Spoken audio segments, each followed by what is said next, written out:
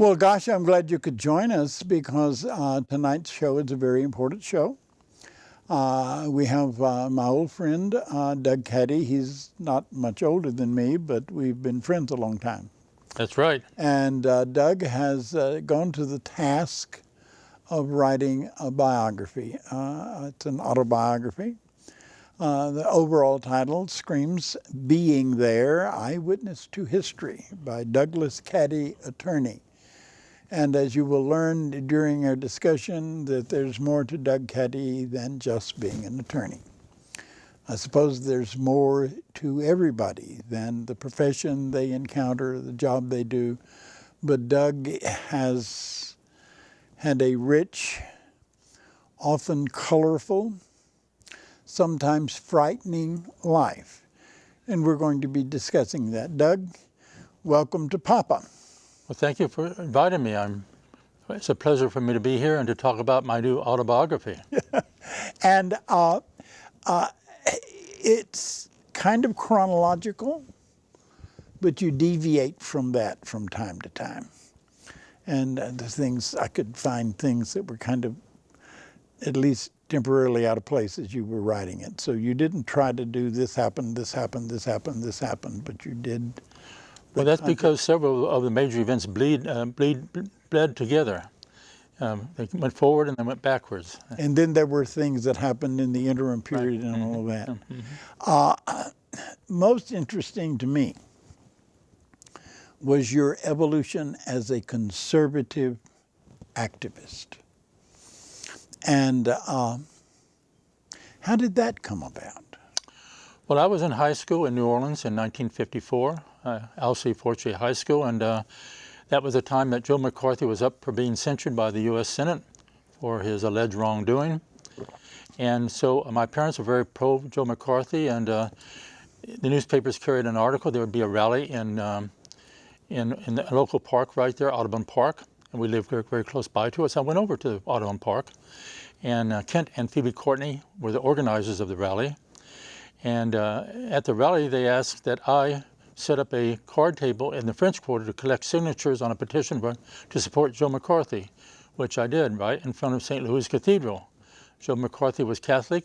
Everybody going in and out of that cathedral was Catholic, and I got lots of signatures. Yeah, but that's the way to do that. As a matter of fact, when they were doing the traffic light camera thing, right, I was called in by the bail bonds people, and then they invited me to do their signatures for, and I said, why are you doing this? Why are you paying me?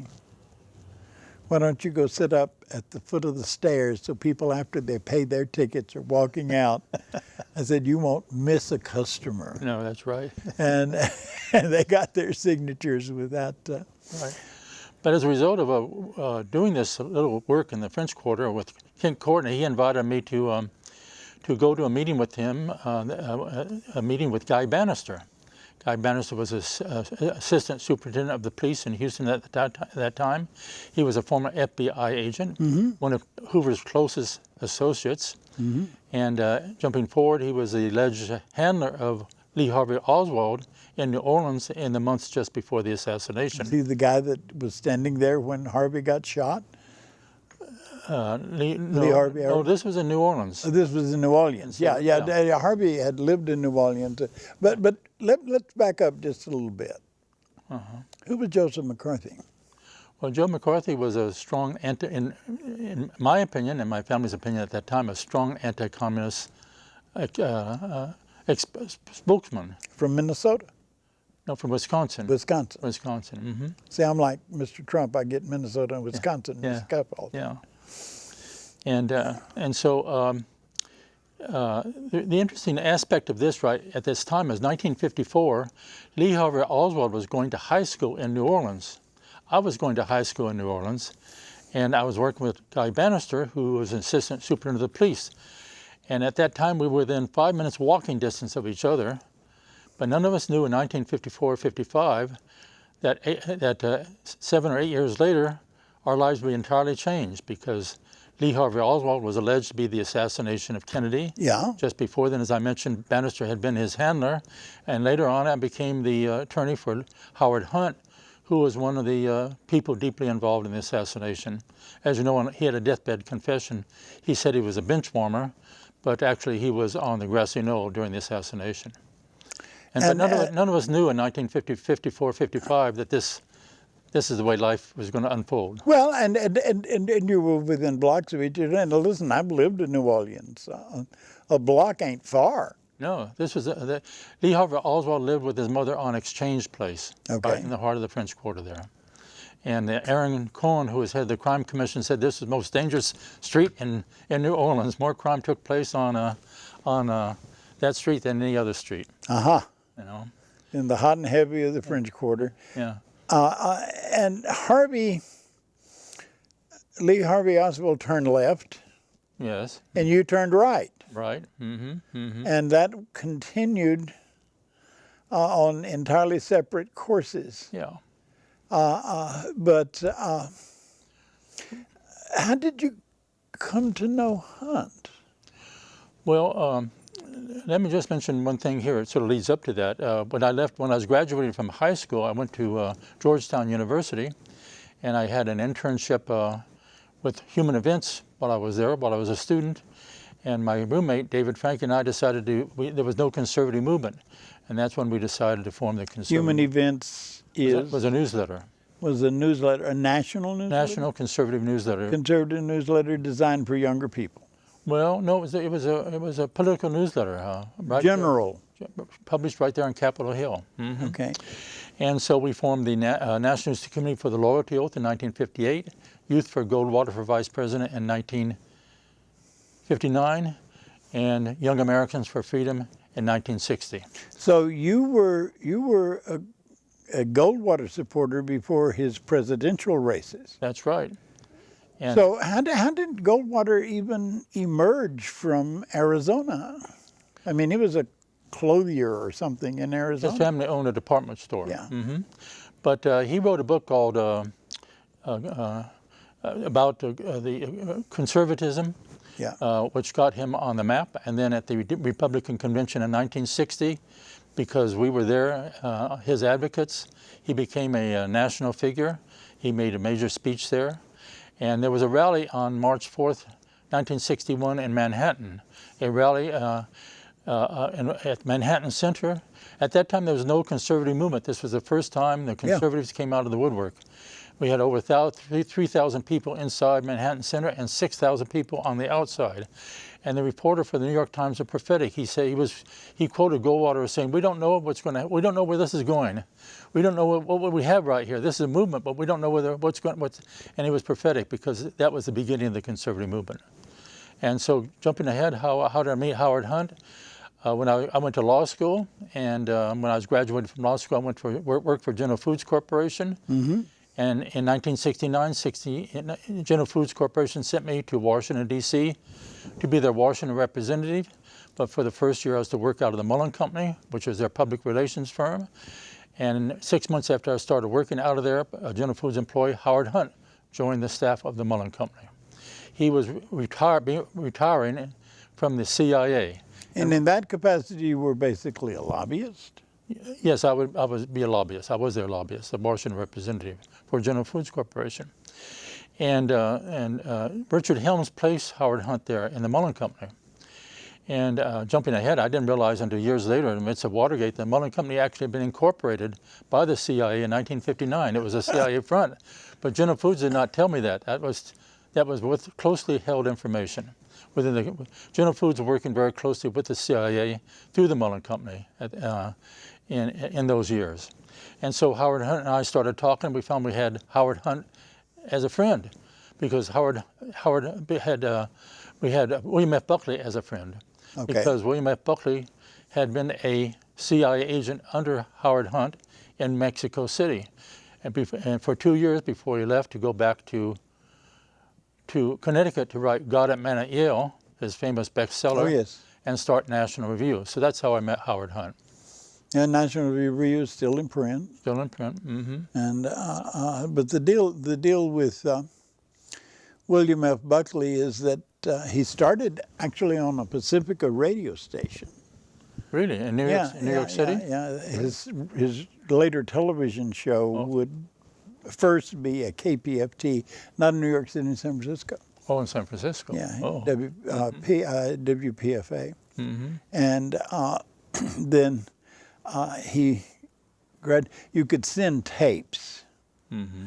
It wasn't like you could go on the internet and do a radio show from wherever you are. Mm-hmm. But he would do his radio show and send the tape Oh. to WPFW, and then it would be put in the Pacifica National Archives. So his earliest radio is still in Pacifica National Archives. Mm-hmm. And that was the beginning of a whole media developed conservative movement. Because what was the name of his show? The Firing Line? The Firing Line. Firing Line. The Firing Line. Mm-hmm. Other than bad posture, when it became a television show, you could see the posture was bad. Mm-hmm. Mm-hmm. But other than the bad posture, the content was thought-provoking, whether you agree with it or not, Mm-hmm. Mm-hmm. because it was racked in such an academic kind of fervor. Mm-hmm. But you were getting developed. That somewhere in here, Nick Pack and college organizations and Young Americans for Freedom came in. Mm-hmm. Well, Young Americans for Freedom was formed at William F. Buckley's family home in 1960.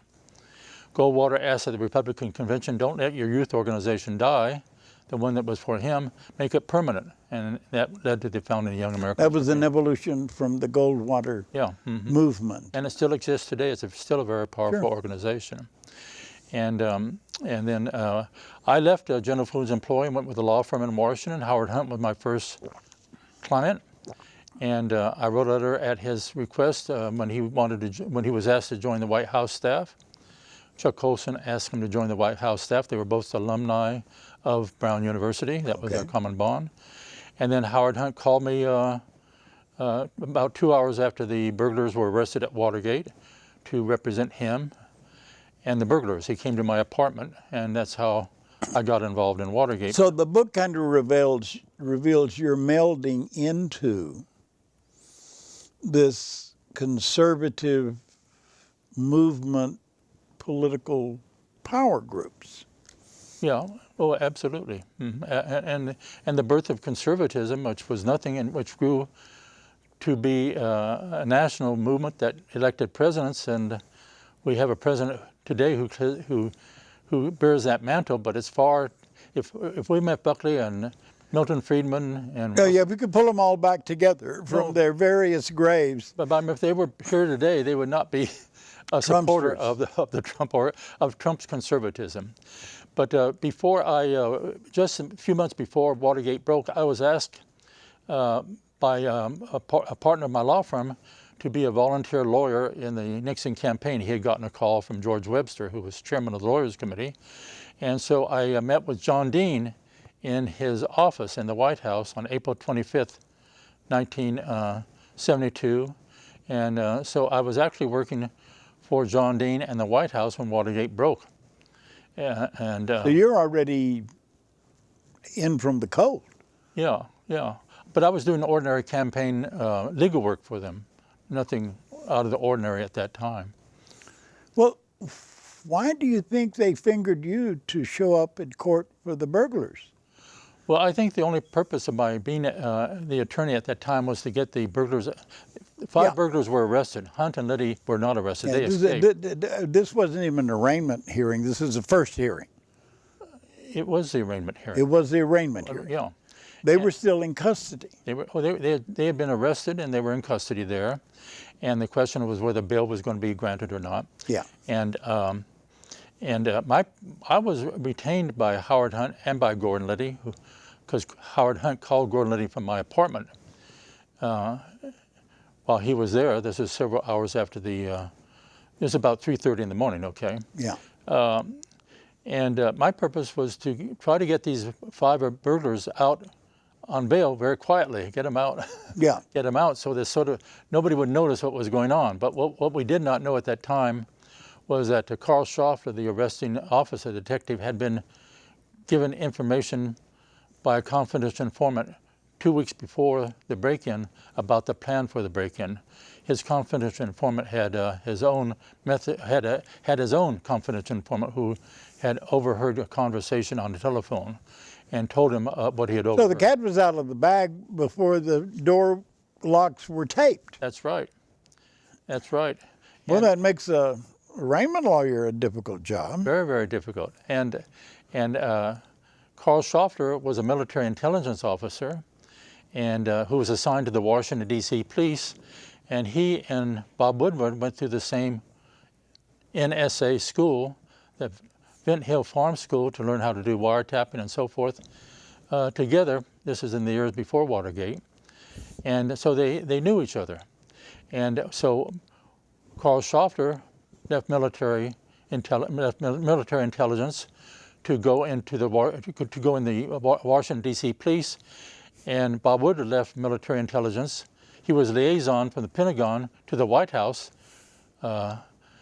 before he left the Pentagon. And he went to the Washington Post. So how convenient it was that the detective who arrested the burglars had a relationship with Bob Woodward, the reporter who ultimately won the Pulitzer Prize, along with Carl Bernstein for. Well, you impressed Woodward and Bernstein. Yes. You show up in a bell-bottom suit. Yes. In the book. I read it. Yeah. Yeah. But it was an awkward moment there. My partner in my law firm had arranged for a criminal lawyer, so a lawyer skilled in criminal law, because we were a labor law firm. Yeah. We did no criminal law at all. And so I met this, Joseph Rafferty was his name. I met him before the arraignment, and the agreement was he's going to do all the public speaking. I would just be behind the scenes. But yeah. But the question arose: why was I there? And Rafferty, or why we were there? And Rafferty just went like this. He went like this, and suddenly I was put on the spot. Okay. Yeah. I could not very well say I got a call from Howard Hunt from the White House. No. That violated client privilege. And who came to my apartment and asked me to represent those being arraigned here today. That would let the cat out of the bag, because nobody knew that Howard Hunt. Well, did you want to get out at that point? No, I didn't. No, well, I didn't even think about it at that time. There was too much going on, But I couldn't very well say, that I could not say publicly that Gordon Liddy and Howard Hunt were clients of mine and were major players in what had occurred, because nobody knew at that time. It took a whole month before that hit the Washington Post as a front page story. Howard Hunt was in Dallas when Kennedy was assassinated. Howard Hunt, there's a question. There's very serious allegations and some evidence that he was the paymaster for the Cuban Americans who were in Dallas at that time. Frank Sturgis was one of the assassins. Frank Sturgis was one of the Cuban Americans. Sure. And Frank Sturgis gave a confession to Cardinal Cook in 1971, in which he had a 31-page confession of all the murders he had committed, all the crimes he had committed, everything he had done on behalf of our government, and so forth.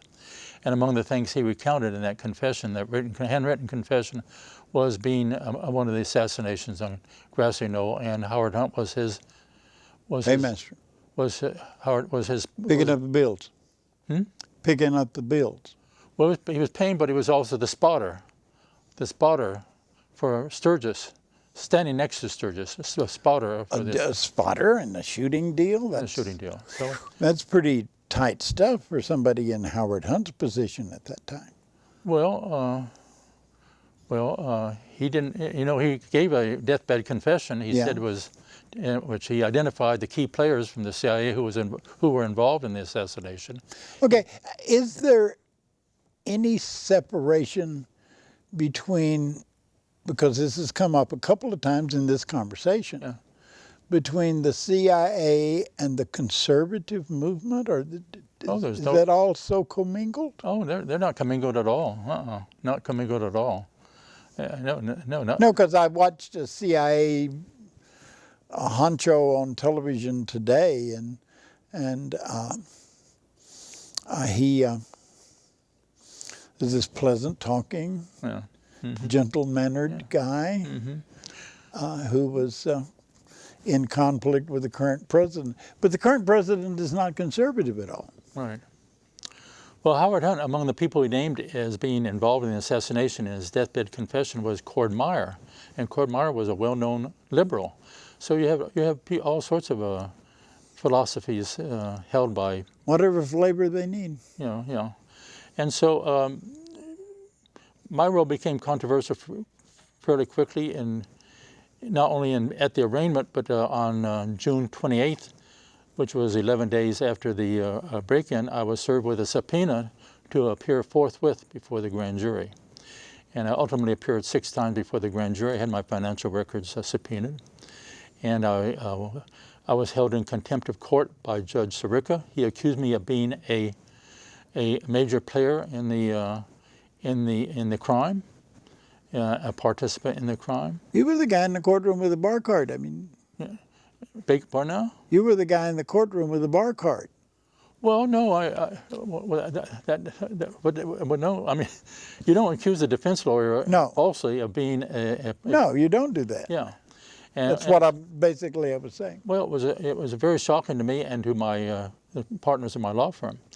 And so I refused to answer 38 questions before the grand jury upon instruction of I had 5 attorneys at that point.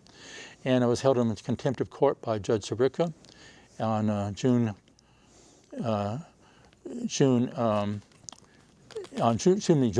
13th, 1972. The Court of Appeals released me pending an appeal. Ultimately, they upheld Judge Sirica's decision and ordered me to testify or be incarcerated. At that point, and this is discussed by President Nixon and Ehrlichman in the Oval Office tapes as to what should be done with me. And I did testify before the grand jury. It was decided everything we had laid a record that the defendants would probably be freed ultimately because of what Judge Sirica and the Court of Appeals had done to me and forced me to testify about things that were covered by the attorney-client privilege and the Sixth Amendment right to counsel. But jumping ahead, what happened was Dorothy Hunt was killed in December in that plane crash in Dallas. And in January, Howard Hunt pleaded guilty. So all the work that I had done on his behalf in being held in contempt of court and fighting on behalf of the attorney-client privilege and so forth, the Sixth Amendment, became sort of lost because he pleaded guilty. And the Cuban Americans followed him. That just left James McCord and Gordon Liddy to stand trial.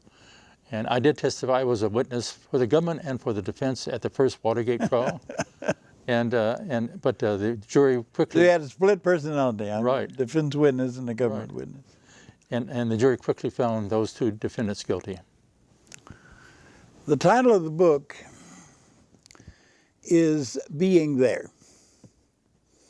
Eyewitness to History by Douglas Caddy.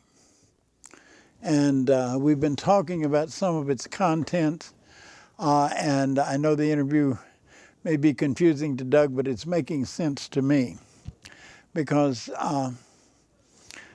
it would be nice if something we said here seduced you to study this fascinating period of history. There are probably other places you can get this history, but not from the eyewitness perspective. Douglas, somehow or other you made it to Texas. How did that happen? Well, my family resided in Houston at that point in time and during Watergate, and so I decided in 1979... Did you come here on the lam? In a sense. I decided that Washington was no longer a place I wanted to be. It had become a swamp in a different sense of the word, and so I came to Texas in 1979, and I went to work in the Governor Clements administration for George Strait, the Secretary of State. Sure. I was a director of elections, and I traveled to almost all the counties in Texas. There are 254 counties in Texas. Yeah. I went to so many of them in the 1980 election, because at that time there were 6 machines used in Texas to vote. Yeah. And I went there to teach people how to use those how to machines. use those machines. Okay, and then that's how I ultimately became involved with the Moody Foundation, and that evolved into. Now, so that people put this in perspective, Sherm Moody is an insurance heir of what used to be called American General Insurance. It's now AIG, and the office over here on the Allen Parkway in Houston. It's an enormous corporation. No, actually, it's still Anaco. Anaco is the insurance company. Okay. Which is still in Galveston. Okay, and so the headquarters of Sherm's insurance company is still in Galveston. Yes, that's right. And they wanted to branch American National Insurance Company. And they wanted to branch out. Right. Mm-hmm. And so they went into business in Alabama, and there was a famous suit.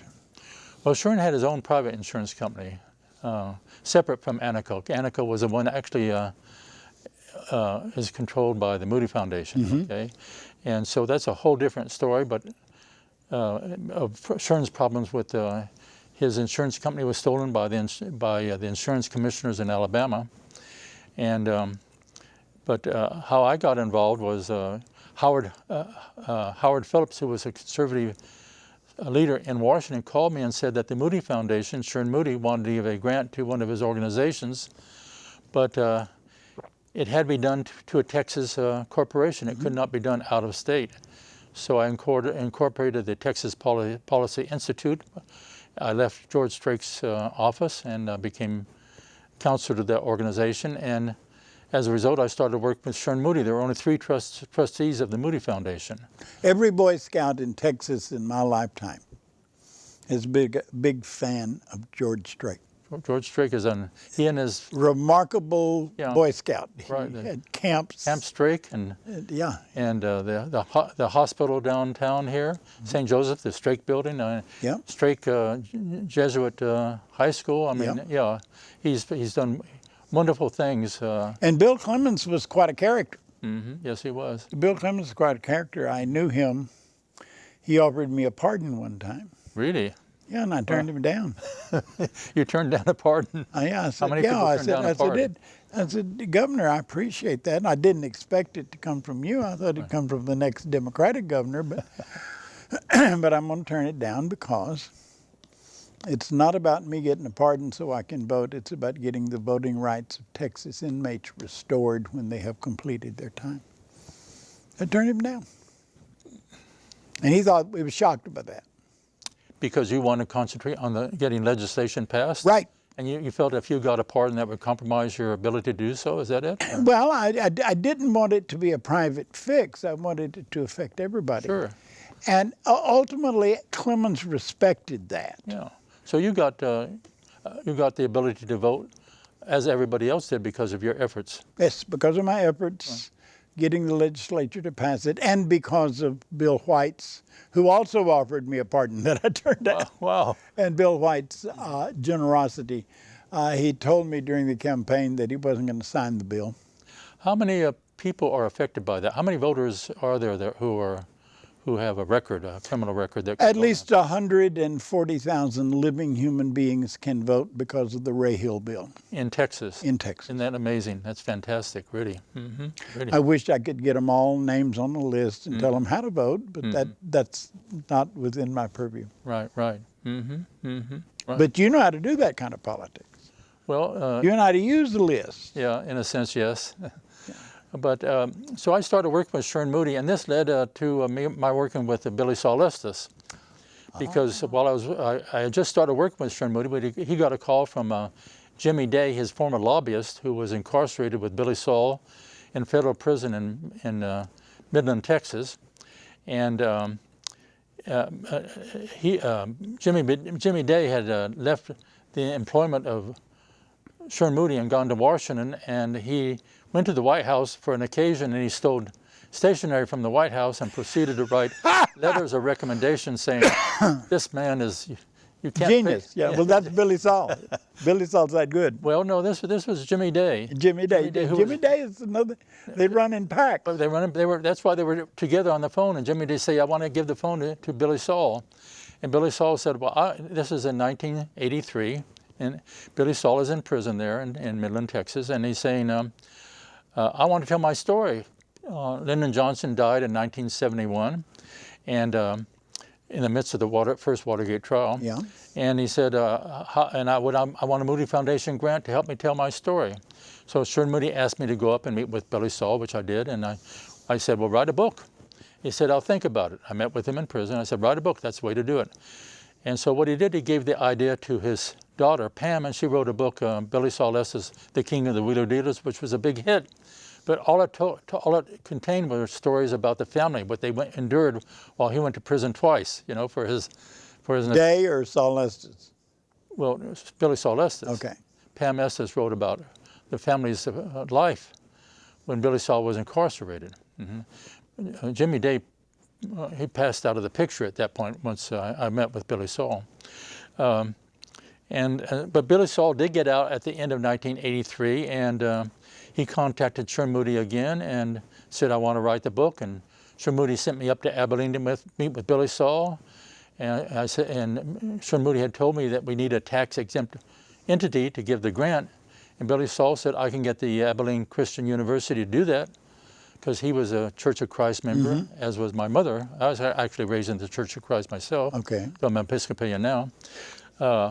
And so we went over there to the Abilene Christian University, and the way the grant would be structured by the Moody Foundation would be a $500,000 grant, of which $400,000 would go to the university for whatever purpose they wanted, and $100,000 would go to Billy Saul for him to do his research and writing of his story.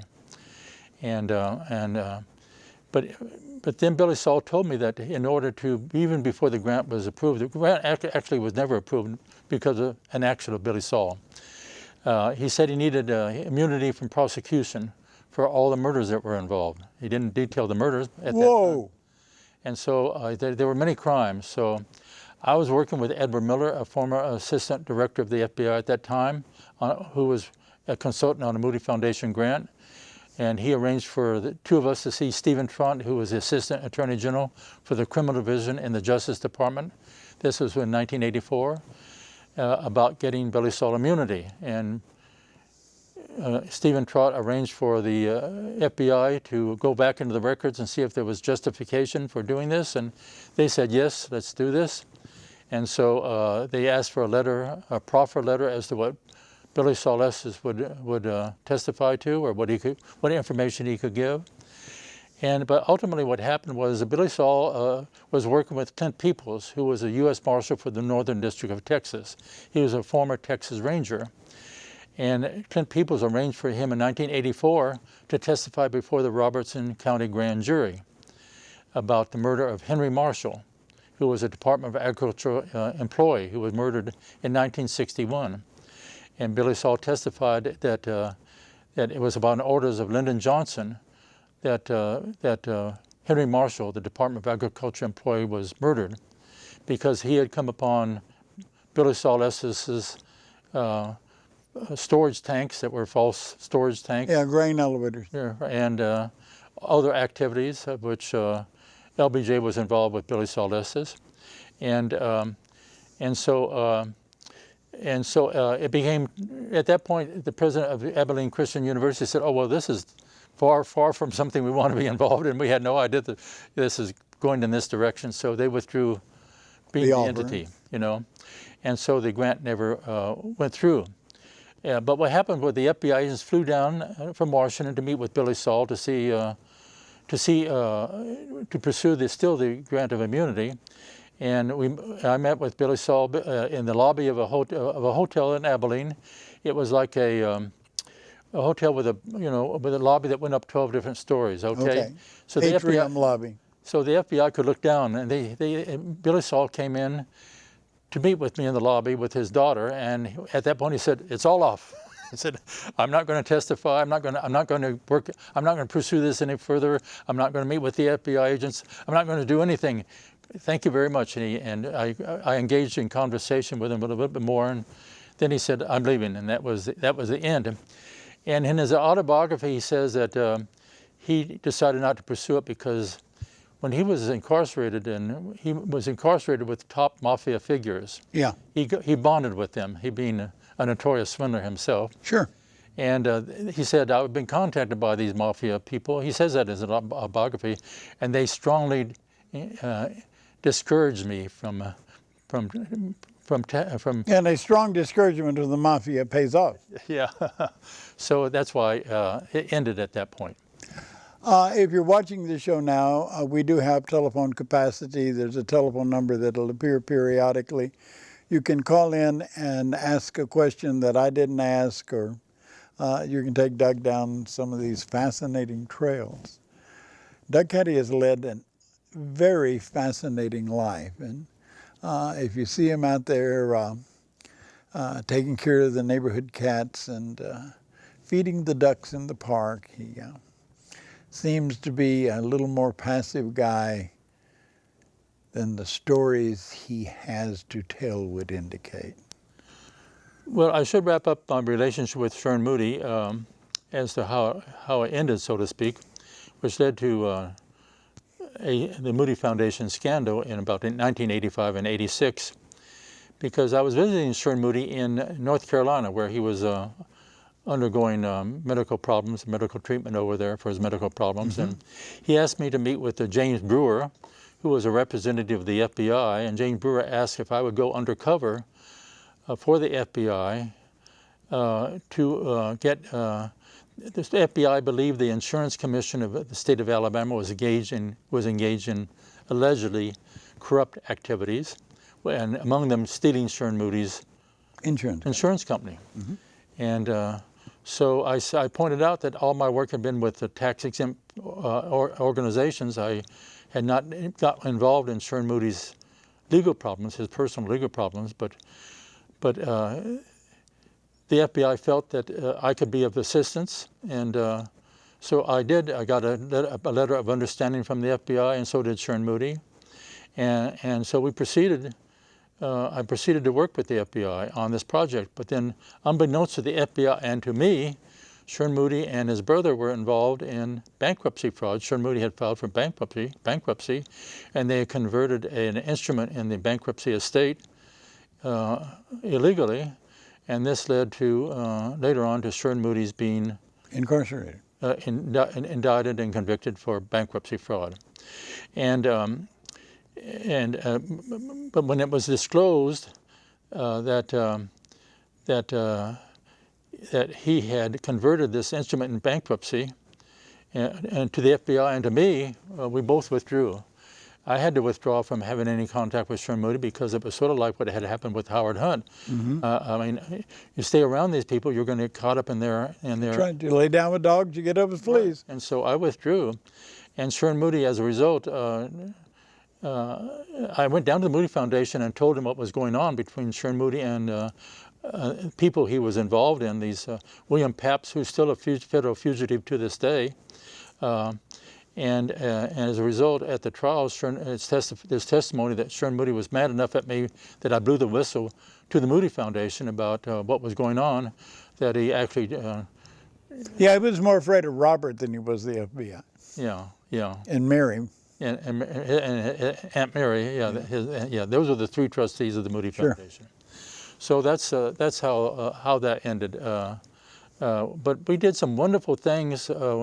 Sherm Moody did some wonderful things through the grants he gave to me, basically. The first one was we had the Star Wars conference in Galveston about the Star Wars, even before President Reagan announced it. Yeah. And another Moody Foundation grant, we held the first national conference on the emerging role of the Hispanic community in American society. Nobody was talking in the early 1980s about the emerging role of the Hispanic community. The Hispanic community was on the verge of becoming a very powerful part of American society. We put on a very important national conference there. And in 1985, our last conference was on terrorism. Nobody was talking about terrorism, but we put on a national conference on terrorism here in Houston, and people from all over the world came to attend our conference. It was actually organized by Edward Miller. We retained him as our consultant. He was a former assistant director of the FBI, and he knew how to put this. He knew exactly how to put these big things together. Put it together. And so we did some wonderful work before it all collapsed. Okay, and But in between these, there are other periods that things I were involved in. We might mention here, right after Watergate came Koreagate. Koreagate was actually a major scandal, and it involved my roommate from college, Tong-Sun Park. Tong-Sun Park was the first person, when I went to Georgetown University, the School of Foreign Service, in 1956, the first person I met was Tong-Sun Park. We registered together. There was the president of Korea by the name of Park. There were a lot of people in Korea named Park, Okay. but there was a president. Okay, and Tong-Sun and I became very close friends. We became class officers, and as a result of the formation of Young Americans for Freedom, he was living in Washington at that time, and he conceived forming an international organization for freedom, of Youth for Freedom, patterned after Young Americans for Freedom. And this led to the Korean CIA, this is in the 1970s, giving him money, because at that time they were very worried. This is part of the Koreagate scandal. The Korea government was very worried that we were going to withdraw our troops from Korea. Now, does this ring a bell today? This is this was 1976. Yeah. Well, that is It hasn't died. It's still around. The Korean situation is an evolution that never ends. Right, and so Tong-Sun Park became the bagman, so to speak. He got this money from the Korean CIA. He gave it to dozens of members of Congress as contributions, political contributions to their campaigns and so forth. To get their votes on issues that were important. To make sure that the troops were not withdrawn. Okay. Okay, and almost all of them were Democrats, because it was who was in power? No, it was actually it was still under Nixon. Nixon, yeah. Mm-hmm. But and the only Congressman Hanna of California was the only congressman that went to prison. About 10 or 12 congressmen did not run for re-election. But that was that scandal, okay? And because I was on the board of directors of that organization, though I was going to law school at that time in New York City and not an active participant, I was caught up with it. And I was asked to appear before the House Committee investigating Koreagate. And so I went down there and met with them and to the staff, and they said, did Tong-Sun Park ever ask you to introduce him to a member of Congress? I said, no, I couldn't think of anybody. And they said, well, what about Martin McNeely? And I said, well, I did introduce him to Martin McNeely, but that was when I was working for Governor Rockefeller while I was going to law school. That was years and years before. Yeah. And so he said, excuse me, and he left the room. The staff guy left the room, but it was a big file there, about an inch thick. It said, Douglas Caddy's file. I said, Douglas Caddy's file? What could be that? It was just a false file, but it was to see if I would reach over there, see what was in that file. And so I didn't do it, obviously. I mean, I realized what it was, a setup. And so the staff guy came back in with his director of the staff, and they said, well, you're going to be our first witness at the public hearings on Koreagate. And I said, I am. I said, I'm shocked. And I said, I'll agree to be your first witness, but I'll tell you what I'm going to say in my opening statement. I said, this is just like Watergate. You're going to concentrate on the little fish, like me, while the big fish escape. That's what this will be all about. And that's what I'll say in my opening statement. And they said, well, maybe you very much. Be the witness. Thank you very much. Maybe we won't need you as a witness after all. You're excused. That was the last I heard from that. So calling the bluff of these major bureaucrats has an upside. Yes. Well. Douglas Caddy, at one point, you begin to drift from the ideology of the ultra-conservative. Yes, this was about 1974, right in the midst of Nixon's resignation period. And that's because Joe Kors came to Washington to meet with, he showed up actually a meeting unannounced and uninvited with Edward Fulner and another individual, and demanded that the Schuckman Foundation, which was, Bob Schuckman was the first chairman of Young Americans for Freedom. He was a student at Yale University, that we do their bidding, that they put their funds in our organization and we do their bidding. And the directors, hostile takeover? They wanted that, but there were only 3 directors present at that meeting, and we all said no, and so they left. But they vowed they would destroy us. They tried to destroy us after that. But that was our first meeting.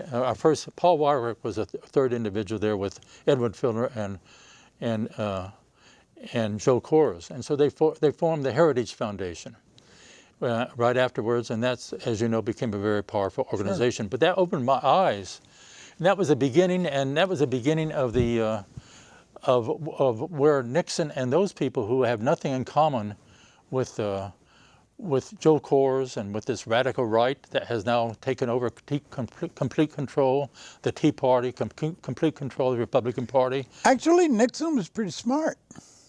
Nixon was very smart. In many ways, you know, he formed the Environmental Protection Agency, Office of Economic Opportunity. He wanted a health program. There were many things that, you know, he would be, today he'd probably be, as would William F. Buckley, he'd be a card-carrying member of the ACLU. Yeah. He would not find anything in common with these people. Well, isn't it interesting to you how we perceive people in their time and then have to perceive them differently later? Exactly. Isn't it interesting? It is fascinating. And you and I have Joe Coors in common. Joe Coors flew all the way to Houston at one point and surrendered to me on the radio. Really? Well, I'd boycotted him. Oh, the Coors beer boycott? Boycott. The gay community's Coors beer boycott. Right. Put one of his Houston distributors out of business. Wow. And Joe Coors realized how much beer gay people drink. Mm-hmm.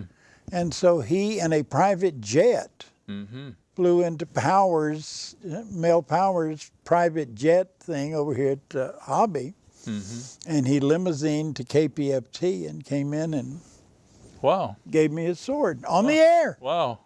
I had asked for 3 resolutions from the board, signatures by the board chairman and the president, and I got all that, and Howard Wallace never forgave me. He said, "Why did you stop the boycott?" I said, "When a man walks in and gives you everything you ask for and offers your sword, my mama told me be polite enough to receive it." Okay.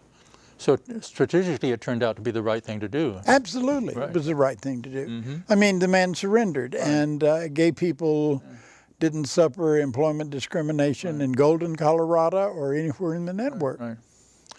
And, of course, still pays for Pride Week events all over the country. Right.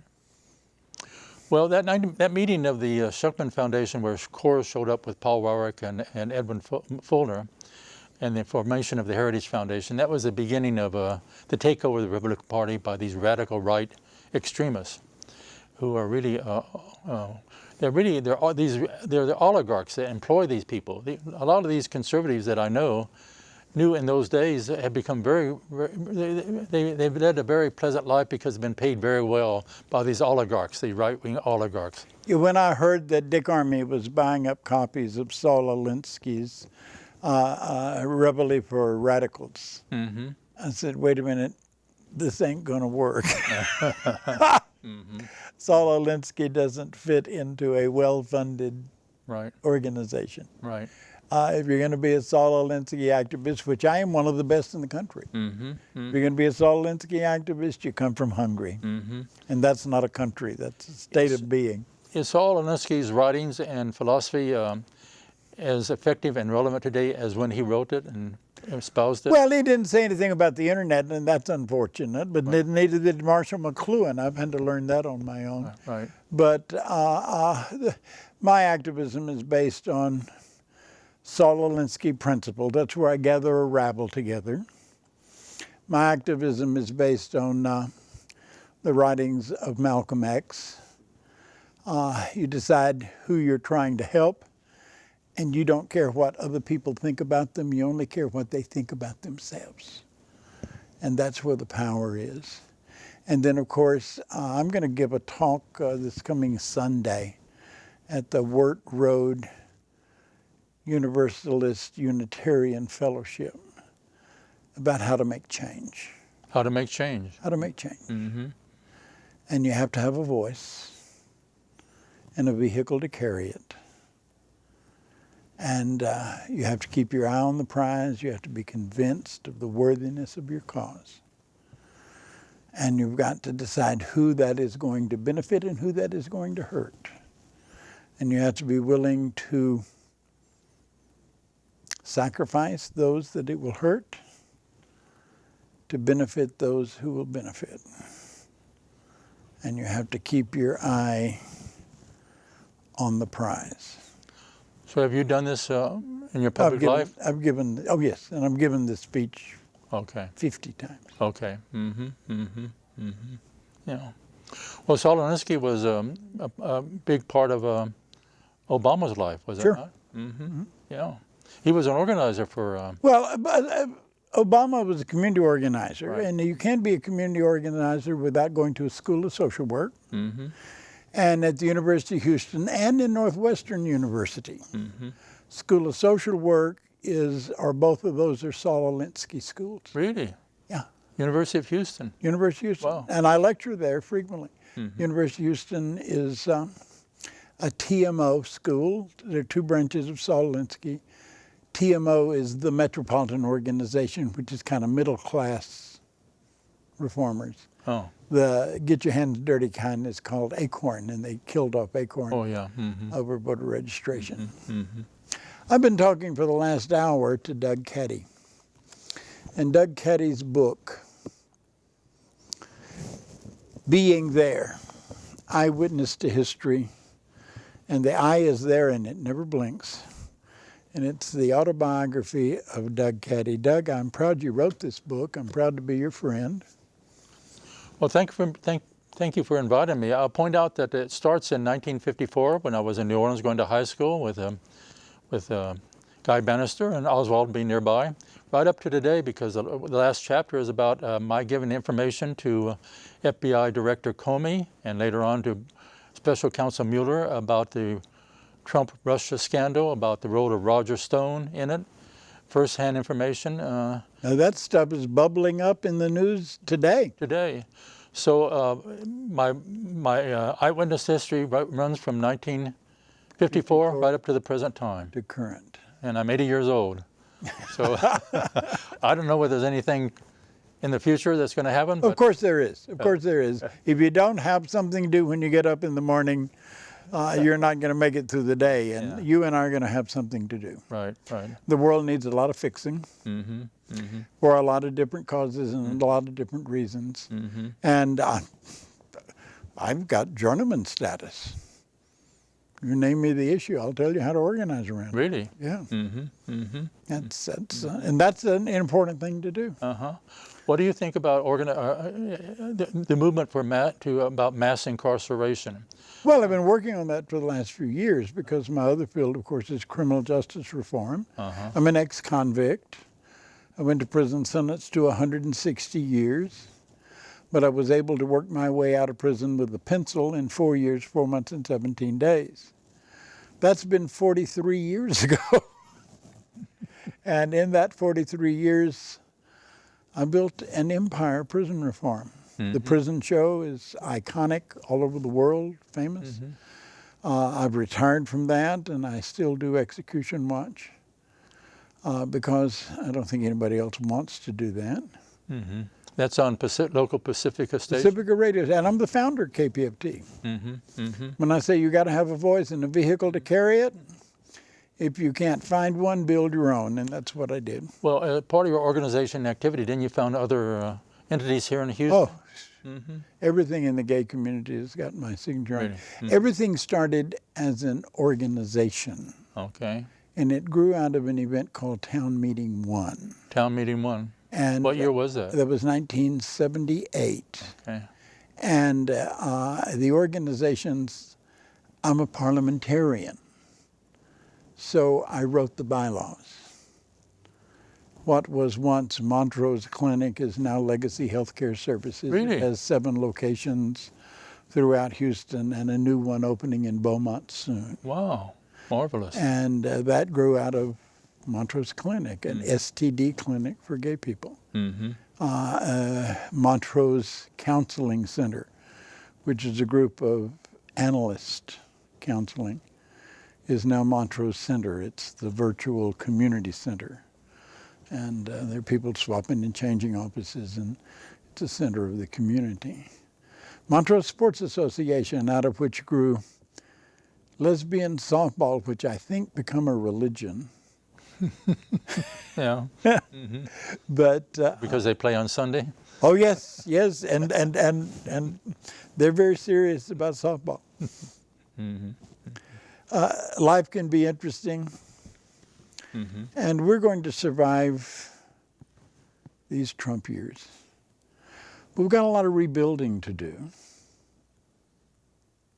and it's going to take most of us, especially those of us who have seen the darker and the lighter sides of history, to rebuild after this debacle. And Doug Caddy is a friend of mine, and we'll work together with your help to rebuild a freer, more just and equitable society. How could you go wrong? Doug Caddy, thank you. And thank you, and I agree with your closing statement right there. That's wonderful. Good night. We'll be back next time, whenever that is.